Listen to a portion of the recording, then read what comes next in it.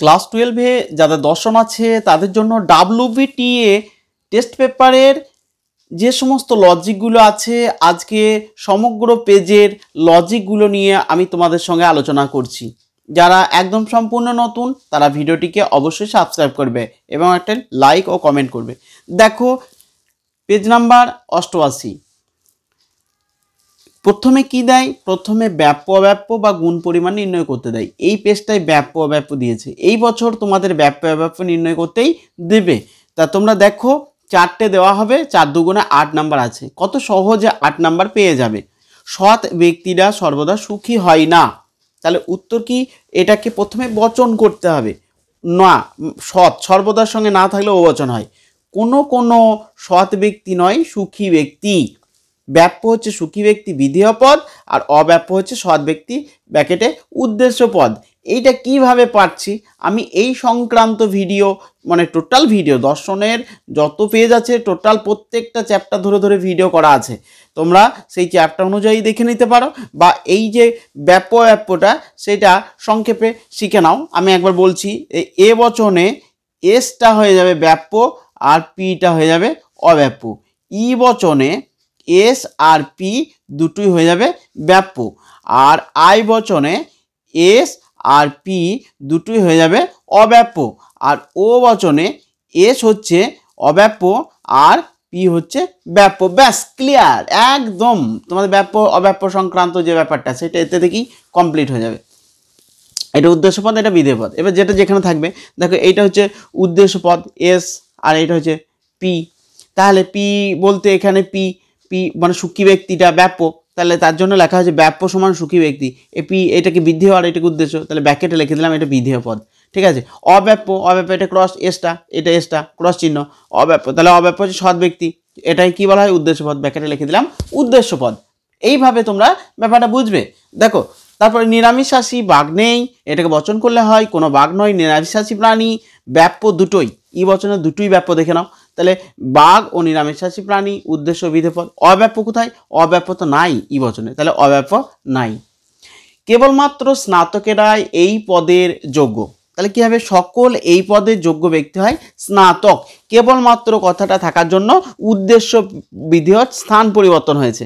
ব্যাপ্য সমান এই পদের যোগ্য ব্যক্তি ব্র্যাকেটে উদ্দেশ্য পদ, আর অব্যাপ্য সমান স্নাতক ব্যক্তি ব্র্যাকেটে বিধেয় পদ। নেক্সট, সৈনিকরা অবশ্যই দেশপ্রেমিক। এ বচন, সকল সৈনিক হয় দেশপ্রেমিক। ব্যাপ্য হচ্ছে সৈনিক ব্র্যাকেটে উদ্দেশ্য পদ, অব্যাপ্য হচ্ছে দেশপ্রেমিক ব্র্যাকেটে বিধেয় পদ। নেক্সট দেখো, এবার দিয়েছে তোমাদের এখানটায় কি দেয়? সাধারণত এই জায়গায় বচনের বিবর্তন আবর্তন, আবর্তনের বিবর্তন এইসব দেয়, কিন্তু এই পেজটাই দিয়েছে শুধুমাত্র বচনে রূপান্তর করো। এটা তো আগে করে এলে খুবই সহজ। খুব অল্প সংখ্যক মানুষ স্বার্থপর নয়, তাহলে কি বচন হবে? ও বচন। খুব অল্প থাকলে ও বচন হয়, খুব কম, খুব অল্প ইত্যাদি থাকলে ও বচন হয়। কোনো খুব অল্প থাকলে আই বচন হয়, তার সঙ্গে নয় থাকলে পরে ও বচন হয়। আর খুব কম কদাচিৎ কচিৎ থাকলে পরে ও বচন হয়। তাহলে কোনো মানুষ নয় স্বার্থপর ব্যক্তি। তারপর দেখো, দার্শনিক বিজ্ঞানী হলেও হতে পারেন, তার মানে আই বচন। কোনো দার্শনিক হন বিজ্ঞানী। তারপরে দেখো, বর্গাকার বৃত্তাকার বর্গক্ষেত্র নেই, কোনো বর্গক্ষেত্র নয় বৃত্তাকার। একটি ছাড়া সব ধাতু কঠিন, আই বচন। কোনো ধাতু হয় কঠিন বস্তু। তারপরে নেক্সট দেখো, বৈধতা বিচার করতে বলা হয়েছে, মূর্তি সংস্থান উল্লেখ করতে বলা হয়েছে। এখানে বলা হয়েছে 3টে বাক্য দেওয়া আছে, 1টা 2টো 3টে, এর মধ্যে সিদ্ধান্ত করতে হবে একটা। এই চ্যাপ্টার নিরপেক্ষ ন্যায় চ্যাপ্টার সম্পর্কেও একদম স্পষ্ট ক্লিয়ার ধারণা তোমাদেরকে আমি ওই চ্যাপ্টার অনুযায়ী ভিডিওগুলো যেগুলো আছে সেইগুলোতে দিয়েছি। প্লে লিস্টে গিয়ে একবার দেখে নিও যদি দেখতে ইচ্ছা করে। তা দেখো, কারণের আগেটা সিদ্ধান্ত হবে। সে অবশ্যই ভীরু, তাহলে আমার হয়ে গেছে সে হয় ভীরু। বেশ, সেটা পেয়েছি, মানে এই বাক্যে সেটা ছিল সে অসৎ, তাহলে সে হয় অসৎ, এটা পেয়ে গেলাম। এবার কেবল অসৎ লোকেরাই ভীরু, কেবল থাকলে উদ্দেশ্য বিধেয় চেঞ্জ হয়, তাহলে সকল ভীরু ব্যক্তি হয় অসৎ ব্যক্তি, সকল ভীরু ব্যক্তি হয় অসৎ ব্যক্তি। তাহলে এই পর্যন্ত ঠিক হয়ে গেল। এই পর্যন্ত যখনই ঠিক হয়ে গেল আমরা কি করব? আকারটা দেখে দেখে লিখে দেবো। এ সকল পি হয় এম, সকল পি হয় এম।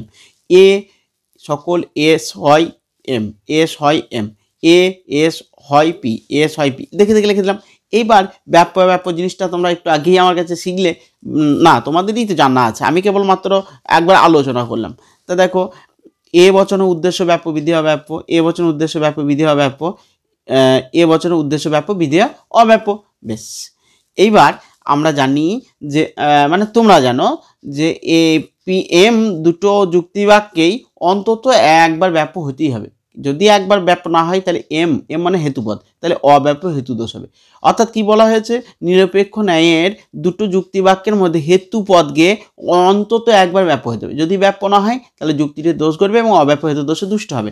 এইটাই হচ্ছে ব্যাপার, মূল কারণ পেয়ে গেলাম। তাহলে সংস্থানটা কিভাবে তৈরি করা হচ্ছে দেখে নাও একটু। দেখো পি ড্যাশ এম লিখলাম, তারপরে এস ড্যাশ এম লিখলাম। বেশ, এবার এম এ যুক্ত করে দিলাম। ঠিক আছে, এবার এই যে চিহ্নটা, চারটে চিহ্ন আছে, এই চিহ্নটাকে বলা হয় দ্বিতীয় সংস্থান। এটা মনে রাখবে, এটাকে বলা হয় দ্বিতীয় সংস্থান। দ্বিতীয় সংস্থান লিখলাম মূর্তি এ এ। এটা কি করে এলো, এটা আমি আগের দিনও বলেছি। এ এ এ এ এ এ গুণ ও পরিমাণের ভিন্নতা অনুসারে যে সম্ভাব্য আকার পাওয়া যায় তাকে বলা হয় মূর্তি। তাহলে এটা আমরা পেয়েছি এ এ এ, এইভাবে মূর্তিটা পেলাম। অব্যাপ্য হেতু দোষ বলে পয়েন্ট করব। দোষটা যেটা বেরিয়েছে আমরা একটু আগে এখানে দেখলাম যে এম একটা তো ব্যাপ্য হয় নাই, তাহলে অব্যাপ্য হেতু দোষ। এবার বৈধতা, যুক্তিটি অবৈধ। বেশ, এরপরে যেটা লিখতে হবে সেটা হচ্ছে বিচার। যুক্তিটি একটি নিরপেক্ষ ন্যায় অনুমানের দৃষ্টান্ত, যুক্তিটি অবৈধ হয়েছে কারণ নিরপেক্ষ ন্যায়ের বৈধতা নিয়মে বলা হয়েছে। এই পর্যন্ত প্রত্যেকটা দোষের বিচার লিখবই, তাহলে এই পর্যন্ত কমন ব্যাপার। ঠিক আছে, মুখস্থ করে নেবে। তারপরে যেটা বলা হয়েছে দেখো, প্রত্যেকটি নিয়মটা বলবে, প্রত্যেকটি নিরপেক্ষ ন্যায়ের হেতুপদকে যুক্তিবাক্য দুটিতে অবশ্যই একবার ব্যাপ্য হতে হবে, এই নিয়মটা বলবে। তারপরে কি বলবে, কিন্তু নিয়ম লঙ্ঘনের ব্যাপারটা বলবে। কিন্তু উক্ত যুক্তিতে অসৎ লোক এই হেতুপদটি যুক্তিবাক্যে এ বচনের বিধেয়র স্থানে থাকায় অব্যাপ্য হয়েছে, কাজেই যুক্তিটি নিরপেক্ষ ন্যায়ের নিয়ম লঙ্ঘন করেছে এবং অব্যাপ্য হেতুদোষে দুষ্ট হয়েছে। তাহলে তিনটি জিনিস স্পষ্ট করা হচ্ছে। এইটা প্রথমে ভূমিকার মতো, এটা মূল নিয়ম, এই নিয়মটাকে এটা লঙ্ঘন করা হয়েছে, কাজেই দোষে দুষ্ট। বেশ, এর পরেরটা দেখো, কলকাতা ভারতের অন্তর্গত, দুবাই ভারতের অন্তর্গত নয়, সুতরাং দুবাই কলকাতার অন্তর্গত নয়। এটাকে কি করতে হবে, সুতরাং আছে, এটাকে সিদ্ধান্ত করতে হবে। দুবাই কলকাতার অন্তর্গত নয়, এটা হবে সিদ্ধান্ত। আগে এইটা লিখতে হবে, তারপরে ওপর, তারপরে ওপরে। এটা হচ্ছে নিরপেক্ষ ন্যায়ের লেখা নিয়ম। তাহলে দুবাই নয় কলকাতার অন্তর্গত, দুবাই কলকাতার অন্তর্গত নয়, এটাকে বচন করলে আমরা এ ই আয়ো চারটে বচনের মধ্যে একটা পাবো। তাহলে আমরা দেখতে পাচ্ছি আমাদের নিয়ম অনুযায়ী এটা ই বচন হচ্ছে। তাহলে দুবাই নয় কলকাতার অন্তর্গত। বেশ, এবার এই পদটাকে সবসময় এই বাক্যের মধ্যে থাকতে হবে। তাহলে দুবাইটাকে খুঁজবো, দেখো খুঁজে আমরা চলে গেলাম এখানে, দুবাই ভারতের অন্তর্গত নয়, তাহলে দুবাই শব্দটা পেয়ে গেছি। তাহলে এই বাক্যটাকে আমরা এই বাক্যের অন্তর্গত করব। তাহলে দুবাই ভারতের অন্তর্গত নয় মানে দুবাই নয় ভারতের অন্তর্গত, ই বচন। তাহলে আমরা সেই জন্য লিখলাম এখানে দুবাই নয় ভারতের অন্তর্গত। বেশ, এইবার এই পদটাকে এই বাক্যের মধ্যে থাকতে হবে, এখানে থাকতে পারে, এখানেও থাকতে পারে। কলকাতা, তাহলে কলকাতা ভারতের অন্তর্গত, তাহলে কলকাতা হয় ভারতের অন্তর্গত, এ বচন, তাহলে এ বচন, কলকাতা হয় ভারতের অন্তর্গত। ব্যাস, ক্লিয়ার, এই পর্যন্ত হয়ে গেল। এইবার আমরা দেখে দেখে লিখব। কি লিখব, আকার, আকারে লিখলাম এ লিখলাম, পি হয় এম, পি হয় এম। ঠিক আছে, এরপর ই লিখলাম, এস হয় এম, এস নয় এম, এস নয় এম। ঠিক আছে, নয়। তারপরে ই লিখলাম, এস নয় পি, এস নয় পি। ঠিক আছে, এই পর্যন্ত আকারটা দেখে দেখে লিখলাম। তারপরে দেখো সংস্থানটা কত সোজা, P dash M, P dash M, S dash M, S dash M, M M এ যুক্ত করে দিলাম। এইরকম চিহ্ন আগেটাই হলো, দেখলে দ্বিতীয় সংস্থান। বেশ, এবার মূর্তি কি হলো, এ ই ই। কী করে হলো, আমি তোমাদেরকে বলেছি এ ই ই। ঠিক আছে, এই হিসাব অনুযায়ী এ ই ই মূর্তিটা পরপর লিখলাম। হ্যাঁ, বেশ, এরপরে কি হয়েছে, দোষ হয়েছে চতুষ্পদী দোষ। কেন, কারণ দেখে নাও। কারণ বলা হয়েছে নিয়মে বলা হয়েছে নিরপেক্ষ ন্যায়ে তিনটি পদ থাকবে, তার কম নয় বেশি নয়, পক্ষপদ, সাধ্যপদ, হেতুপদ, এবং নির্দিষ্ট অর্থে ব্যবহৃত হবে। কিন্তু এখানে দেখো কলকাতার অন্তর্গত আর কলকাতা কি একই পদ, না, নয়। তোমাকে যদি বলে কেউ যে তুমি কোথায় থাকো, তাহলে তুমি বলবে যে আমি কলকাতায় থাকি। আর আমি ধরো এই বীরভূমি বাড়ি আমার, হ্যাঁ, আমি ব্যাঙ্গালোর গিয়েছি, দিয়ে আমি বললাম যে আমাকে জিজ্ঞাসা করে তোমার বাড়ি কোথায়, বললাম কলকাতায়, কলকাতার অন্তর্গত। তার মানে কলকাতা অন্তর্গত বলতে কলকাতা নয়। আমার যদি কলকাতা বাড়ি হতো তাহলে বলতাম কলকাতা। আমি বললাম যে ওখানে গিয়ে বললাম কলকাতার অন্তর্গত। হ্যাঁ, তাহলে একই জিনিস কিন্তু নয় আলাদা জিনিস। তার জন্য এইটা চারটে পদের সৃষ্টি হয়েছে, চতুষ্পদী দোষ ঘটেছে। ঠিক আছে, বেশ। বেশ, এবার লিখবো বৈধতা। বৈধতা হচ্ছে যুক্তিটি অবৈধ। বিচারটা দেখো, বিচারটা দেখলে সব ক্লিয়ার হয়ে যাবে।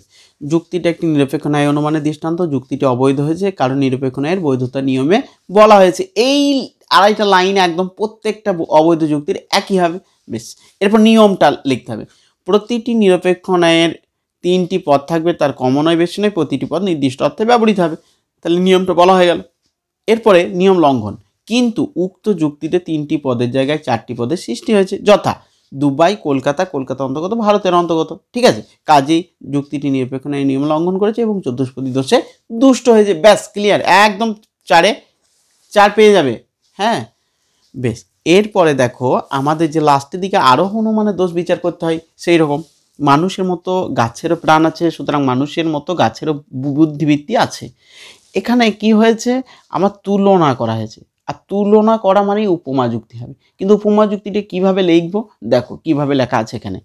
দুটো লাইন আছে, এটা ভালো জিনিসটা তুলনা করব, আর দুটো লাইন এখানে লিখবো খারাপ জিনিসটা তুলনা করব, মানে যেটা মিল নাই সেই জিনিসটা তুলনা করব, মন্দ উপমাটা তুলনা করব। দেখো, মানুষের প্রাণ আছে, ঠিক কথা, গাছের প্রাণ আছে, ঠিক কথা, তাহলে দুটো ভালো উপমা। এখানে মানুষের বুদ্ধিবৃত্তি আছে, অথবা গাছেরও বুদ্ধি আছে।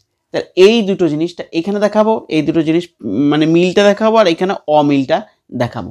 দোষ, দোষ কি হয়েছে, দোষ হয়েছে মন্দ উপমা যুক্তি। এতে কিন্তু অত আকার অন্য কিছু এসব নাই। এবার দেখো ব্যাখ্যাটা দেখো। যুক্তিটি একটি নিরপেক্ষ ন্যায় অনুমানের দৃষ্টান্ত।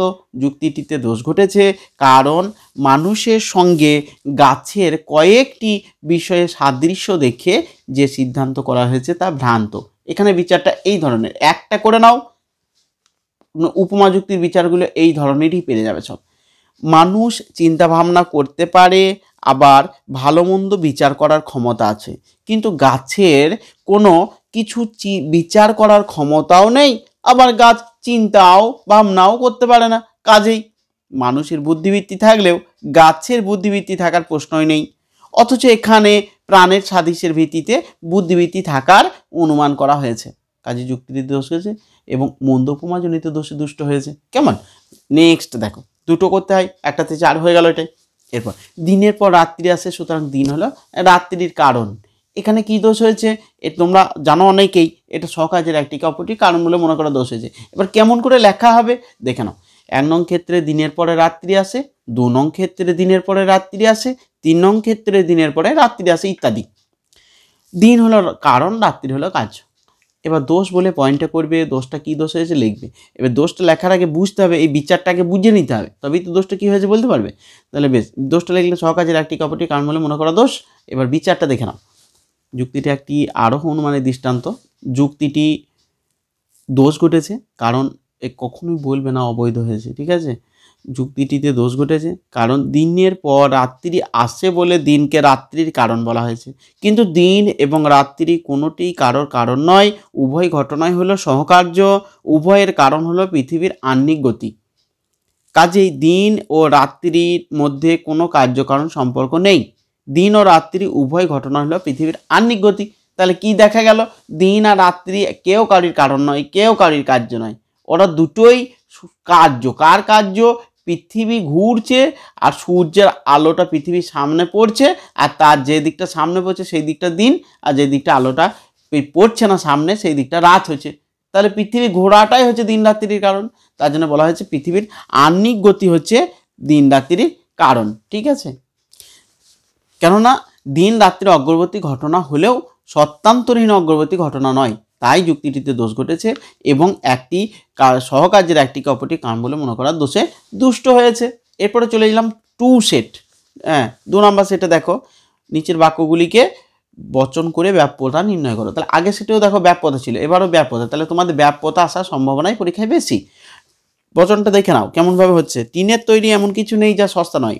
তাহলে কি দুটো নেই, এই একটা নেই, এই একটা নেই, কোনো টিনের তৈরি জিনিস নয় সস্তা জিনিস, এরকম তো হয় না। তাহলে কী হবে, টিনের তৈরি এমন কিছু নেই যা সস্তা নয়, তার মানে এ বচন।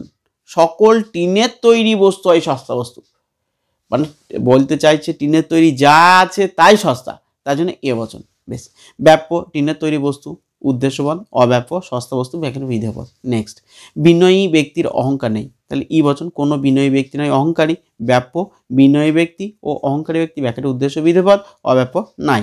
নেক্সট, কেবলমাত্র মহিলারা মা হতে পারেন, এ সকল মহিলা হন এমন যারা মা হতে পারেন, ব্যাপ্য মহিলা উদ্দেশ্যপদ অব্যাপ্য এমন যারা মা হতে পারেন বিধেয় পদ।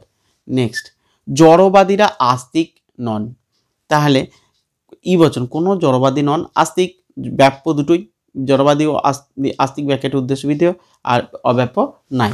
বেশ, এরপরে নেক্সট, আবর্তন ও বিবর্তন করো। আবর্তনের বিবর্তন কথাটা লক্ষ্য করতে হবে, আবর্তন ও বিবর্তন বলে না, আবর্তনের বিবর্তন। তাহলে দেখো, মানুষ কখনো সর্বাঙ্গ সুন্দর নয়, তাহলে কোনো মানুষ নয় সর্বাঙ্গ সুন্দর, আবর্তনীয়। কোনো সর্বাঙ্গ সুন্দর নয় মানুষ ব্যাকেটে আবর্তিত, মানে আবর্তিত হয়ে গেল, এরপর বিবর্তন, একই বিবর্তন, আবর্তন হয়ে গেল, তারপর বিবর্তন করছি, বিবর্তনীয়।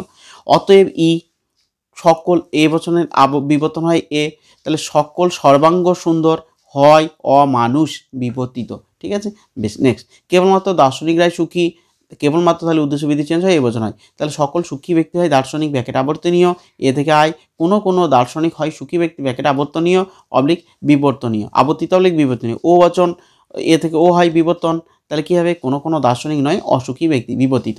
নেক্সট, যে কোনো চাষি করদাতা নয়, ও বচন, কোনো চাষি নয় করদাতা আবর্তনীয়, যেহেতু ও বচনে আবর্তন সম্ভব নয় সেহেতু আবর্তিত বচনে বিবর্তনও সম্ভব নয়। নেক্সট, একটি ছাড়া সব ধাতু কঠিন, তাহলে একটি ছাড়া মানে এটা হবে আই বচন, কোনো ধাতু হয় কঠিন বস্তু আবর্তনীয়, আই থেকে আয় হয় আবর্তন, কোনো কঠিন বস্তু হয় ধাতু ব্যাকেটে আবর্তিত অবলিক বিবর্তনীয়, আই থেকে ও হয় বিবর্তন, কোনো কঠিন ধাতু নয় অধাতু ব্যাকেটে বিবর্তিত। ঠিক আছে, বেশ। নেক্সট, সে কাপুরুষ কেননা সে মিথ্যাবাদী, এবং মিথ্যাবাদীরা সর্বদাই কাপুরুষ হয়, ওই পৃষ্ঠায় দেখে নিই আমরা। তর্কবিদ্যা সম্মত রূপ, সকল মিথ্যাবাদী হয় কাপুরুষ, সে হয় মিথ্যাবাদী, সে হয় কাপুরুষ। এটা আকারটা দেখে লিখলাম, সকল এম হয় পি, এস হয় এম, এটা পুরোপুরি দেখে এস হয় পি, আকার দেখে লিখলাম। এবার আকারটা অনুযায়ী সংস্থানটা লিখবো কী করে, এম পি লিখে নিলাম প্রথমে, তারপরে এস এম লিখে নিলাম, এম এ যোগ করে দিলাম, দিয়ে কী হয়ে গেল উল্টো জেড মানে প্রথম সংস্থান। তা মূর্তিটাও দেখে লিখে দিলাম এ এ এ। বারবার কেন লিখলাম, আমি জেনে ফেলেছি যুক্তিটা বৈধ, সেই জন্য বারবার লিখবো, না জানতে পারলে কিন্তু বারবার লিখবো না, মূর্তি বৈধ না হলে এই মূর্তির নাম লিখবো না। দোষ তো নাই, বৈধ হয়েছে যুক্তিটা, কেন বৈধ হয়েছে কারণ দেখে নাও, নিরপেক্ষ ন্যায়ের যে আমাদের দোষগুলো আছে সেই দোষ এখানে হয়নি, তার জন্য বৈধ হয়েছে। দেখো, যুক্তিটি একটি নিরপেক্ষ ন্যায়ের অনুমান দৃষ্টান্ত, যুক্তিটি বৈধ হয়েছে, তাহলে বৈধ যুক্তি নিয়মটা এভাবে লিখবে, কারণ নিরপেক্ষ ন্যায়ের বৈধতা নিয়মগুলি এখানে যথাযথভাবে পালন করা হয়েছে, কাজে যুক্তিটি প্রথম সংস্থানের বৈধ মূর্তি বারবার হয়েছে। তাহলে কী হলো, বৈধ যুক্তি নিয়মটা একদম সবারই সমান, শুধুমাত্র ড্যাশ সংস্থানের ড্যাশ মূর্তি হয়েছে, বাস এই দুটো পাল্টে দিলেই হয়ে গেল বৈধতা মূর্তি। ঠিক আছে, একই স্ট্রাকচার, একটা মুখস্থ করে নিলেই হবে। সুতরাং এই নিয়মটা ভালো করে ঝরঝর করে খাতায় লিখে নাও, তারপরেগুলো ভালো করে আমি যেমনভাবে বলে দিচ্ছি একবার করে বুঝে নাও। দেখো, আর সবার কাছে আমার রিকোয়েস্ট বলতে পারো যে যারা এখনও চ্যানেলটিকে সাবস্ক্রাইব করোনি তারা অবশ্যই চ্যানেলটিকে সাবস্ক্রাইব করো, বেশ, আর একটা লাইক এবং কমেন্ট অবশ্যই করো, বেশ। তো যারা ভিডিওটা এত দূর পর্যন্ত দেখেছো তারা আমি যা লিখছি এখানে সেই লেখাটা কমেন্টে লিখে দিও 1 2 3, ঠিক আছে, জানবো তোমরা এত দূর পর্যন্ত ভিডিওটা দেখেছো। ঠিক আছে, তারপরে দেখো, বেশ, এরপরে পরের বৈধতা বিচারটা দেখো এখানে এটা দেওয়া আছে, আমরা খুঁজে নেবো কাজী কথাটা পেয়েছি, তার মানে এইটা হচ্ছে সিদ্ধান্ত, মেধাবী ব্যক্তি ডাক্তার নয়, তাহলে কোনো মেধাবী ব্যক্তি নয় ডাক্তার, কিছু মেধাবী নেই, কিছুটা আছে মানে ও বচন, তাহলে কোনো মেধাবী ব্যক্তি নয় ডাক্তার, ও বচন। বেশ, মেধাবী ব্যক্তি খুঁজে বার করে মেধাবী পেয়ে গেছি, কিছু ছাত্র মেধাবী নয়, তাহলে কোনো ছাত্র নয় মেধাবী। বেশ, এরপরে পেয়ে যাবো এইটা মানে ডাক্তারটা খুঁজে, এখানে ডাক্তার আছে, তাহলে খুব কম সংখ্যক ছাত্র ডাক্তার, খুব কম থাকলে ও বচন হয় বললাম, তাহলে কোনো ছাত্র নয় ডাক্তার, কোনো ছাত্র নয় ডাক্তার, পেয়ে গিয়েছি 3টে। এই দেখে এবার আকারটা বসিয়ে দেবো, এই দেখে পুরো বসিয়ে দিলাম আকারটা, কোনো এম নয় পি, কোনো এম নয় পি, ও বচন, কোনো এম নয় এস, কোনো এম নয় এস, আর ও বচন কোনো এস নয় পি, কোনো এস নয় পি বসিয়ে দিলাম। এরপর সংস্থানটা লিখবো, দেখো সংস্থানটা এটা দেখে এম নয় P, M dash S, M dash দিয়ে পি লিখবো, এম ড্যাশ পি আর এম ড্যাশ এস, এ দুটো লিখলাম, এম এ যুক্ত করতে হবে, ঠিক আছে, হেতু পদে যুক্ত করতে হয়। এইরকম একটা চিহ্ন পাওয়া গেলে সেটাকে বলা হয় তৃতীয় সংস্থান। ঠিক আছে, মূর্তিটা তোমরা জানো, মূর্তিটা এখান থেকে চলে আসছে 1 2 3 ও হয়ে গেল। অব্যাপ্য হেতু দোষ কেন, তোমরা একটু আগে দেখেছো একটা যুক্তিতে, এম দুটোকে একবারও ব্যাপ্য হতে হবে, কিন্তু এখানে ব্যাপ্য হয়নি, তাহলে অব্যাপ্য হেতু দোষ ঘটেছে, তাই অব্যাপ্য হেতু দোষ, যুক্তিটা অবৈধ। দেখো বিচারটা একবার দেখে নাও, তোমরা তো এই বিচারটা লিখে নিয়েছো আশা করছি আগেরটা দেখে, যদি না লিখে থাকো তাহলে আমি বলবো এই বিচারটা লিখে নাও, আর তোমাদের যদি বিচার মুখস্থ হয়ে যেয়ে থাকে, স্যাররা লিখিয়েছেন তো অবশ্যই লিখিয়েছেন, তাহলে স্যারদেরটাই করবে। তো এটা একবার শুনে নাও। যুক্তিটি একটি নিরপেক্ষ ন্যায় অনুমানের দৃষ্টান্ত। যুক্তিটি অবৈধ হয়েছে কারণ নিরপেক্ষ ন্যায়ের বৈধতা নিয়মে বলা হয়েছে। বলেছে এই পর্যন্ত একই। এবার নিয়মটা বলবো, প্রতিটি হেতুপদকে যুক্তিবাক্য দুটিতে অবশ্যই একবার ব্যাপ্য হতে হবে। বেশ, এবার লঙ্ঘনটা বলবো। কিন্তু উক্ত যুক্তিতে ছাত্র এই হেতুপদটি যুক্তিবাক্যে ও বচনের উদ্দেশ্য স্থানে থাকায় ব্যাপ্য হয়নি। লঙ্ঘন বলে দিলাম। এবার দোষ ঘটেছে সেটা বলবো। কাজেই যুক্তিটি নিরপেক্ষ ন্যায় নিয়ম লঙ্ঘন করেছে এবং অব্যাপ্য হেতুদোষে দুষ্ট হয়েছে। ঠিক আছে, বেশ। এরপরে দেখো আরোহ যুক্তির দোষ বিচার। শীতের পরে বসন্ত আসে, অর্থাৎ কাজে শীত হলো বসন্তের কারণ। তাহলে 1 নং ক্ষেত্রে শীতের পর বসন্ত আসে, 2 নং ক্ষেত্রে শীতের পর বসন্ত আসে, 3 নং ক্ষেত্রে শীতের পর বসন্ত আসে। এটা যুক্তি বিচার হয়ে গেল। শীত সমান কারণ, বসন্ত সমান কার্য। এটা কি দোষ ঘটেছে? স্বকার্যের একটিকে অপরটি কারণ বলে মনে করা দোষ। আগেরটা করেছে দিনের পর রাত্রি আসে, ঠিক সেম একদম, শুধু বিচারটি একটু আলাদা করতে হবে। দেখো, যুক্তির একটি আরোহ অনুমানের দৃষ্টান্ত। যুক্তিটিতে দোষ ঘটেছে কারণ যেহেতু শীতের পর বসন্ত আসে সেহেতু শীতকে বসন্তের কারণ বলা হয়েছে, কিন্তু শীত ও বসন্ত কোনোটি কারোর কারণ নয়। উভয় ঘটনাই হলো একে অপরের উভয় ঘটনার কারণ বা উভয় ঘটনার সহকার্য। এদের মূল কারণ হলো পৃথিবীর পরিক্রমণ গতি বা পৃথিবীর বার্ষিক গতি। কিন্তু এখানে শুধুমাত্র ওই শীতকে বসন্তের আগে ঘটতে দেখে শীতকে বসন্তের কারণ বলা হয়েছে। কাজে যুক্তিটিতে দোষ ঘটেছে এবং স্বকার্যের একটিকে অপরটি কারণ বলে মনে করা দোষে দুষ্ট হয়েছে। বাস, ক্লিয়ার। বেশ, তারপরে দেখো বদ্ধ পরিষ্কার জল ডেঙ্গির কারণ। এই জিনিসটা তোমাদের জন্য দিয়ে রাখছি, তোমরা তাহলে কমেন্টে। বেশ, আমি এটা তোমাদেরকে আমি পরিষ্কার করিয়ে দিচ্ছি। তার আগে তোমরা তাহলে এইটার জন্য একটা কমেন্ট করবে। এটার জন্য কমেন্ট করবে, কি কমেন্ট করবে? লিখবে 1 লিখবে, ঠিক আছে? বেশ, এটা তাহলে আমি বলে দিচ্ছি। দেখো, বদ্ধ পরিষ্কার জল ডেঙ্গির কারণ। তাহলে 1 নং ক্ষেত্রে বদ্ধ জল আছে, ডেঙ্গি আছে। 2 নং ক্ষেত্রে বদ্ধ জল আছে, ডেঙ্গি আছে। 3 নং ক্ষেত্রে বদ্ধ জল আছে, ডেঙ্গি আছে। অতএব বদ্ধ জল সমান কারণ আর ডেঙ্গি সমান কার্য। বেশ, এইবার এটা কি দোষ হবে? এটা দোষ হচ্ছে বদ্ধ জল শুধু থাকলেই হবে না, বদ্ধ জল থাকতে হবে, পরিবেশটা বদ্ধ পরিবেশ থাকতে হবে, মানে খোলামেলা, ওইখানে যেন মশা জমতে পায়, মশা থাকতে হবে। হ্যাঁ, তাহলে এই সব মশা ডিম পাড়ার ব্যবস্থাপনা থাকতে হবে। সেই জায়গাটা বদ্ধ জলের জায়গাটা সেখানটায় যেন মশা ডিম পাড়ার মতন প্রতিকূল পরিবেশ থাকে, সেই সব থাকতে হবে। তবেই কিন্তু এই বদ্ধ জলে মশা হবে, আর সেই মশা কামড়ালে ডেঙ্গু হবে। তাহলে এটা একটা শর্ত, বদ্ধ পরিষ্কার জল একটা শর্ত, কিন্তু সম্পূর্ণ কারণ নয়, একটা শর্ত। তাহলে কি হবে? একটি আবশ্যিক শর্তকে সমগ্র কারণ বলে মনে করা দোষ হবে এটা। ঠিক আছে, তাহলে এই বৈধ যুক্তি বিচার তোমরা নিজেরা লিখে নেবে। তাহলে আমি বলে দিলাম যে যুক্তিটা একটি আবশ্যিক শর্তকে সমগ্র কারণ বলে মনে করা দোষ। ঠিক আছে, যারা এই পর্যন্ত দেখবে তারা এক কমেন্টটা লেখো। তারপর দেখো 3 নাম্বার সেটের পরে 3 নাম্বার সেটে কি করা আছে? বলা আছে ব্যাপক ব্যাপক নির্ণয় করা। সেম একই জিনিস, বারবার শিখো। সব ছাত্র যুক্তিবিদ্যা বোঝে না। তাহলে কোনো ছাত্র নয় এমন যারা যুক্তিবিদ্যা বোঝে। ব্যাপ্য হচ্ছে এমন যারা যুক্তিবিজ্ঞান বোঝে। বিধেয় পদ, আর অব্যাপ্য হচ্ছে ছাত্র ব্যাকেটে উদ্দেশ্য পদ। নেক্সট, রবীন্দ্রনাথ ঠাকুর ভারতের জাতীয় কবি। তাহলে রবীন্দ্রনাথ ঠাকুর হন ভারতের জাতীয় কবি। ব্যাপ্য হচ্ছে রবীন্দ্রনাথ ঠাকুর উদ্দেশ্য পদ, আর অব্যাপ্য হচ্ছে ভারতের জাতীয় কবি বিধেয় পদ। নেক্সট, একমাত্র চারবাগড়াই জড়বাদী, সকল চারবাগ হয় জড়বাদী। ব্যাপ্য হচ্ছে জড়বাদী উদ্দেশ্য পদ, অব্যাপ্য চারবাগ বিধেয় পদ। নেক্সট, কদাচিৎ চিকিৎসকরা আবেগপ্রবণ, কোনো চিকিৎসক নয় আবেগপ্রবণ। ব্যাপ্য আবেগপ্রবণ বিধেয় পদ, অব্যাপ্য চিকিৎসক উদ্দেশ্য পদ। নেক্সট, আবর্তনে বিবর্তন করো। কদাচিৎ মানুষ নিজেকে চেনে। তাহলে কদাচিৎ থাকলে ও বচন হয়, তাহলে ও বচন করা হলো। কোনো মানুষ নয় এমন যারা নিজেকে চেনে। ও বচনের আবর্তন যেহেতু সম্ভব নয় সেহেতু আবর্তনে বিবর্তনও সম্ভব নয়, আবর্তনে বিবর্তন চেয়েছিল। ঠিক আছে, বেশ। নেক্সট পেজে দেখো, স্বার্থপরতা সদ্গুণ। স্বার্থপরতা সদ্গুণ নয়, তাহলে কোনো স্বার্থপরতা নয়, সদ্গুণ আবর্তনীয়। ই থেকে ই হয়। কোনো সদ্গুণ, কোনো সদ্গুণ নয় স্বার্থপরতা, ব্যাকেট আবর্তিত অবলিক বিবর্তনীয়।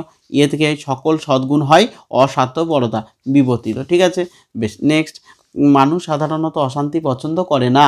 তাহলে করে না সাধারণত থাকলে পরে, না থাকলে ও বচন হয়। কোনো মানুষ নয় এমন যারা অশান্তি পছন্দ করে, আবর্তনীয়। ও বচন আবর্তন সম্ভব নয় সেহেতু আবর্তিত বচনের বিবর্তন সম্ভব নয়, কথাটা লিখতে হবে। তারপর শোষকরা কখনো শান্তিবাদী নয়, ই বচন। কোনো শোষক ব্যক্তি নয় শান্তিবাদী ব্যক্তি, আবর্তনীয়। ই থেকে ই হয়। কোনো শান্তিবাদী নয় শোষক ব্যক্তি, ব্যাকেটে আবর্তিত অবলিক বিবর্তনীয়। ই বচনের বিবর্তন হয় এ, সকল শান্তিবাদী হয় অশোষক ব্যক্তি। ঠিক আছে, বিবর্তিত। বেশ, এরপর একটা দেখো, দোষ বিচার মূর্তি সংস্থান উল্লেখ।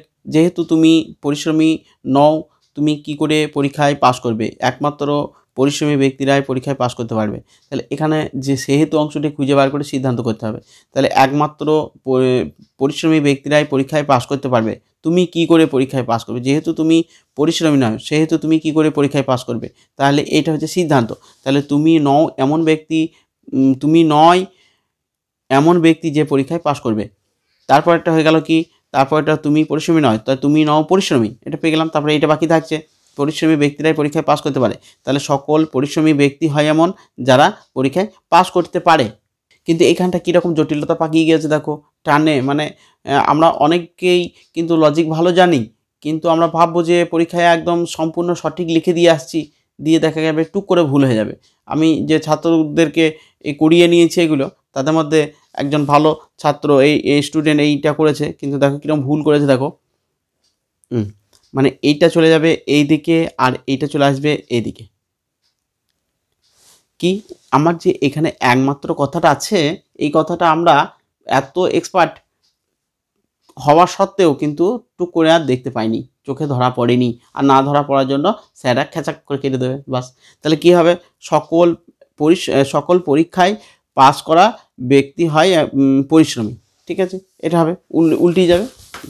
নেক্সট আকারটা তাহলে সবগুলাই উল্টিয়ে যাবে। তাহলে দেখিনি বেশ। তাহলে তাকে একটু বড় কেবলমাত্র কথাটার জন্য কত ভুল হয়েছে, তাহলে এটা পুরোটাই ভুল। তাহলে মূর্তিটা হবে এই ঠিক আছে, কিন্তু অবৈধ সাধ্যদোষ হবে না, এটা যুক্তিটা বৈধ হবে। তাহলে বৈধ হবে, এবং বৈধটা বিচারটা খুব ছোট, এটা বৈধতা বিচার অনুযায়ী হবে না। বেশ, তোমরা জানো ওই একই বৈধতা বিচার। তারপরে এটা দেখো, কাপুরুষে কাপুরুষ কেননা সে মিথ্যাবাদী। তাহলে কেননা আগেটা সিদ্ধান্ত হয়, তাহলে সে হয় কাপুরুষ, তাহলে সে হয় কাপুরুষ। এবার সেটা নিয়ে যে খুঁজতে হবে, সে মিথ্যাবাদী, তাহলে সে হয় মিথ্যাবাদী। এটা হয়ে গেল। মিথ্যাবাদীরা সর্বদাই কাপুরুষ, তার মানে এ বচন সকল মিথ্যাবাদী হয় কাপুরুষ। এই আকারটা আমরা পেয়ে গেলাম। বেশ, দেখো আকারটা দেখে নাও, সকল এম হয় পি, সকল তারপরে এস হয় এম, তারপরে এস হয় পি, এইভাবে আসছে। প্রথম সংস্থান হলো বারবারা হয়েছে, যুক্তিটি বৈধ। বৈধ যুক্তি নিয়মটা তোমরা দেখে নিয়েছো। যুক্তিটা একটি নিরপেক্ষ ন্যায় অনুমানের দৃষ্টান্ত, বলছি শুনে নাও, শুনে নিলেও কাজে দেবে। যুক্তিটা একটি নিরপেক্ষ ন্যায় অনুমানের দৃষ্টান্ত, যুক্তিটি বৈধ হয়েছে কারণ নিরপেক্ষ ন্যায় বৈধতা নিয়মগুলি এখানে যথাযথভাবে পালন করা হয়েছে। কাজে যুক্তির প্রথম সংস্থানে বৈধমতি বারবারা, এই বারবারাটা বারবারা হয়েছে। ঠিক আছে, এরপর আরোহমূলক দোষ বিচার। এ পর্যন্ত আজ পর্যন্ত যত সাদা ফুল দেখেছি সেগুলি রাতে ফোটে, সুতরাং সব সাদা ফুল রাতে ফোটে। এটা তোমাদের উপরেই ছেড়ে দেওয়া থাকলো, এটা কি দোষ হবে না দোষ হবে তোমরা নিজেরা পারবে। তবে বেশ, আমি একটু কুলু দিয়ে দিচ্ছি, তোমরা নিজেরা করবে। অবৈধ সামান্যীকরণ। ঠিক আছে, 1 নং ক্ষেত্রে সাদা ফুল দেখেছি রাতে ফোটে, 2 নং ক্ষেত্রে সাদা ফুল দেখেছি রাতে ফোটে, 3 নং ক্ষেত্রে সাদা ফুল দেখেছি রাতে ফোটে। অর্থাৎ সাদা ফুল এমন কোনো ফুল দেখিনি সাদা ফুল অতটা রাতে ফোটেনি, এরকম দৃষ্টান্ত পাইনি। তাহলে এবার বৈধতা লিখবে, দোষ লিখবে, অবৈধ সামান্যীকরণ দোষ বিচার। কয়েকটি দৃষ্টান্তের উপর ভিত্তি করে সমগ্র ব্যাপারে সিদ্ধান্ত গ্রহণ করেছে। যে অবৈধ সামান্যীকরণের বিচারটা আছে ওইটা দেখে দেখে লিখে দেবে, তাহলেই হয়ে যাবে। বেশ, তারপরে দেখো, পূর্ণিমার পর অমাবস্যা আসে, সুতরাং পূর্ণিমা অমাবস্যার কারণ, তাই বলা যাবে না, তা নয়। কিন্তু দেখো এটা হচ্ছে 1 নং ক্ষেত্রে পূর্ণিমার পর অমাবস্যা আসে, 2 নং ক্ষেত্রে পূর্ণিমার পরে অমাবস্যা আসে, 3 নং ক্ষেত্রে পূর্ণিমার পরে অমাবস্যা আসে। পূর্ণিমা সমান কারণ, অমাবস্যা সমান কার্য। কিন্তু ব্যাপারটা হচ্ছে কি, সহকার্যের একটিকে অপরটি কারণ বলে মনে করা দোষ। পূর্ণিমা আর অমাবস্যা হচ্ছে মানে দুটোই সহকার্য, এদের কিন্তু একটাকে অপরটা কারণ বলা যাবে না। তাহলে পরিষ্কার বুঝে যাবে যুক্তিটা একটি আরোহণ মানে দৃষ্টান্ত। যুক্তিটিতে দোষ ঘটেছে কারণ পূর্ণিমার পর অমাবস্যা হয় বলে পূর্ণিমাকে অমাবস্যার কারণ বলা হয়েছে, কিন্তু পূর্ণিমা ও অমাবস্যা কোনোটি কারোর কারণ নয়। উভয় কারণ হলো চাঁদ, সূর্য ও পৃথিবীর অবস্থানের বিভিন্ন অবস্থানের তারতম্য। কাজেই পূর্ণিমা অমাবস্যার মধ্যে কোনো কার্যকারণ সম্পর্ক নেই, উভয় ঘটনা চাঁদ, সূর্য ও পৃথিবীর অবস্থানের সহকার্য। কেননা পূর্ণিমা অমাবস্যার অগ্রবর্তী ঘটনা হলো সত্যহীন অগ্রবর্তী ঘটনা নয়। কাজেই যুক্তিটিতে দোষ ঘটেছে এবং সহকার্যের একটিকে অপরটি কারণ বলে মনে করা দোষে দুষ্ট হয়েছে। এরপরে 4 নম্বর সেটে চলে এসেছি। দেখো এটা গুণ পরিমাণ নির্দেশ করতে দিয়েছে, সব জায়গায় দিচ্ছে, এই পেজটা কিন্তু গুণ পরিমাণ দিয়েছে, দেখতে পাচ্ছ তো। তাহলে এটাও করে রাখতে হবে। কবিরা সাধারণত সৎ, তাহলে কোনো কোনো কবি হয় সৎ ব্যক্তি। গুণ হচ্ছে সদর্থক, পরিমাণ হচ্ছে বিশেষ। এই যে গুণ হচ্ছে সদর্থক, পরিমাণ হচ্ছে বিশেষ, এই ব্যাপারটা তোমরা 4টে জিনিস মুখস্থ করলেই হয়ে যাবে। এ বচনের গুণ হচ্ছে দাঁড়াও আমি লিখে দিচ্ছি, এ বচনের গুণ আর পরিমাণ, এই জিনিসটা লিখে নাও। একদম তোমাদের যে কোনো বচন এলে পরেই নিজেরাই কিন্তু পেরে যাবে। ঠিক আছে, তাহলে এ বচনের গুণ হচ্ছে সদর্থক আর পরিমাণ হচ্ছে সামান্য। ঠিক আছে, তারপর ই বচন, ই বচনের গুণ হচ্ছে নঙর্থক আর পরিমাণ হচ্ছে সামান্য, ঠিক আছে।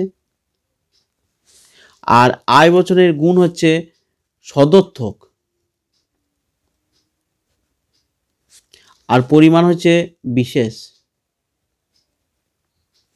আর ও বচনের গুণ হচ্ছে নঙর্থক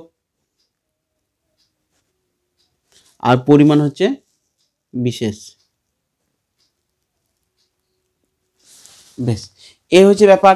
তাহলে এখানে এ বচন, আয় বচনের গুণ হচ্ছে সদর্থক আর পরিমাণ হচ্ছে বিশেষ, তাহলে পরিমাণ হচ্ছে বিশেষ। এই কটা মুখস্থ করলে এই গুণ পরিমাণ ক্লিয়ার হয়ে গেল। বেশ, দেখো কেবল সাহসীরা উদার, তাহলে কেবল থাকলে উদ্দেশ্যবিধি চেঞ্জ হয়, সকল উদার ব্যক্তি হয় সাহসী ব্যক্তি, গুণ সদর্থক, পরিমাণ সামান্য। নেক্সট, এগুলো আমি বড় ভিডিওতে ভালো বুঝিয়ে দিয়েছি, সেখানটাও একবার দেখে নিতে পারো। দেখো কবিরা সাধারণত সৎ ব্যক্তি, কোনো কোনো কবি হয় সৎ ব্যক্তি, গুণ সদর্থক, পরিমাণ বিশেষ। সব সাপ বিষধর নয়, কোনো কোনো সাপ নয় বিষধর, গুণ নঙর্থক, পরিমাণ বিশেষ। বিবর্তনে আবর্তন, সবুজ কাক নেই, কোনো কাক নয় সবুজ বর্ণের বিবর্তনীয়, ই থেকে এ, সকল কাক হয় অসবুজ বর্ণের বিবর্তিত অবলিক আবর্তনীয়, এ থেকে আয়, কোনো কোনো অসবুজ বর্ণের হয় কাক আবর্তিত। ছাত্রীরা সাধারণত ব্যবহারে ভদ্র বা ভালো ভদ্র। দেখো কোনো কোনো ছাত্রী হয় ব্যবহারে ভদ্র বিবর্তনীয়, কোনো ও এ থেকে আই থেকে ও হয়, কোনো কোনো ছাত্রী নয় ব্যবহারে অভদ্র বিবর্তিত অবলিক আবর্তনীয়, ও বচনে আবর্তন সম্ভব নয়।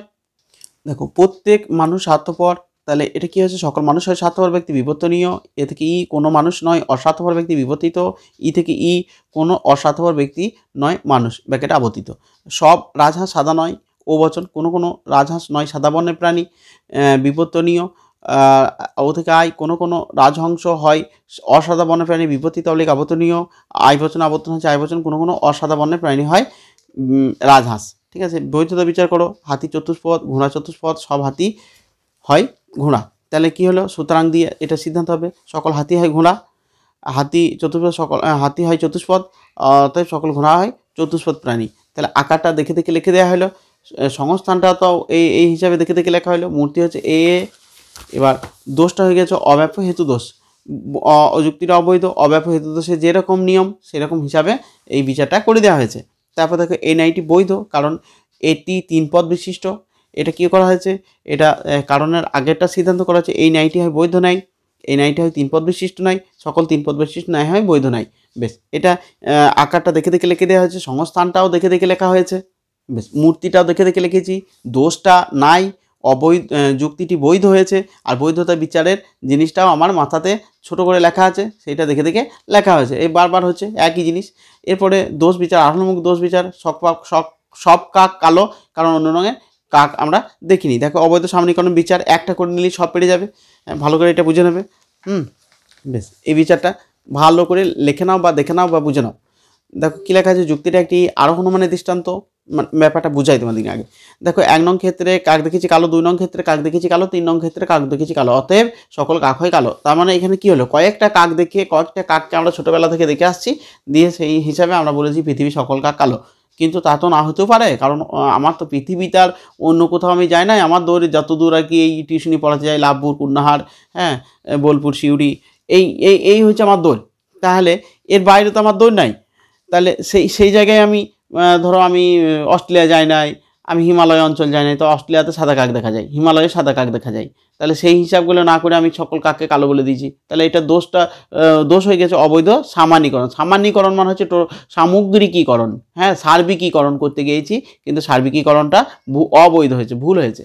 তাহলে দেখো কী লিখবো, বিচারে লিখবো যুক্তিটা একটি আরোহণ মানের দৃষ্টান্ত, যুক্তিটিতে দোষ ঘটেছে কারণ অবাধ অভিজ্ঞতার উপর ভিত্তি করে, অবাধ মানে আমার অভিজ্ঞতায় কেউ বাধা দেয় নাই, ঠিক আছে, অবাধ অভিজ্ঞতার উপর ভিত্তি করে, ব্যক্তিগত অভিমতের উপরে নির্ভর করে, তা আমার ব্যক্তিগত অভিমতের উপরে নির্ভর করে শুধুমাত্র কয়েকটি দৃষ্টান্তের পর্যবেক্ষণ করে তাড়াহুড়ো করে কয়েকটি কাককে কালো দেখে সমগ্র কাকে কালো বলা হয়েছে, কিন্তু নঙর্থক দৃষ্টান্ত পর্যবেক্ষণ না করে, অর্থাৎ কালো কাক ছাড়াও অন্য রঙের কাক থাকতে পারে, যেমন অস্ট্রেলিয়ায় সাদা কাক আছে, এমন দৃষ্টান্ত উপেক্ষা করে সামান্যীকরণ করা হয়েছে। কাজেই কী হয়েছে, কাজেই যুক্তিটিতে দোষ ঘটেছে এবং অবৈধ সামান্যীকরণ দোষে দুষ্ট হয়েছে। তারপর দেখো দিনের পর রাতে আসে, সুতরাং দিন হলো রাত্রির কারণ, এটা আগের চ্যাপ্টারতে হয়েছে, আগের চ্যাপ্টার তার আগের চ্যাপ্টারতে হলো একই বিচার, একই সেম জিনিস, হ্যাঁ। বেশ, এরপর 5 নম্বর সেট, দেখো ব্যাপক নির্ণয়, কেবলমাত্র জ্ঞানীরা সৎ, তাহলে সকল জ্ঞানী ব্যক্তি হয় সৎ ব্যক্তি, ব্যাপক সৎ ব্যক্তি, উদ্দেশ্যপদ জ্ঞানী ব্যক্তি, বিধেয় পদ অব্যাপ্য। ভালো ছাত্র কথা হচ্ছে সময় অপচয় করে, আয় বচন। কোনো ভালো ছাত্র হয় সময়ের অপচয়কারী ব্যক্তি, ব্যাপ্য হচ্ছে নাই আর অব্যাপ্য দুটোই।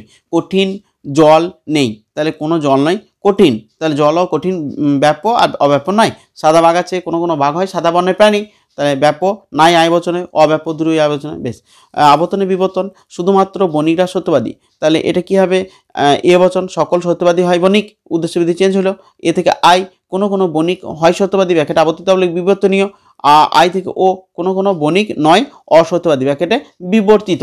ঠিক আছে, বেশ। এরপরে দেখো সব লাল ফুল, লাল ফুল মানে লাল ফুল কি, লাল ফুল, আচ্ছা লাল ফুল না, এটা ফুল লাল, হ্যাঁ দেখো চোখের কথা ভুল করছি। তাহলে এ বচন ফুল হয় লাল বর্ণের, হ্যাঁ কোনো ফুল হয় লাল বর্ণের, এটাকে মনে হয় যেন আয় বচন করলেই ভালো হবে। কোনো ফুল হয় লাল বর্ণের, আই থেকে হয়ে যাবে আবর্তন আই, কোনো লাল বর্ণের বস্তু হয় ফুল, তারপরে এবার আই থেকে ও করলে এটাই দাঁড়াবে। ঠিক আছে, বেশ। তারপর দেখো কবিরা অমর নয়, অমর এটা র, ঠিক আছে। এবার ই হলো কোনো কবি নয় অমর ব্যক্তি, আবর্তনীয়, ই থেকে ই কোনো অমর ব্যক্তি নয় কবি, আবর্তিত, ই থেকে এ সকল অমর ব্যক্তি হয় অকবি, বিবর্তিত।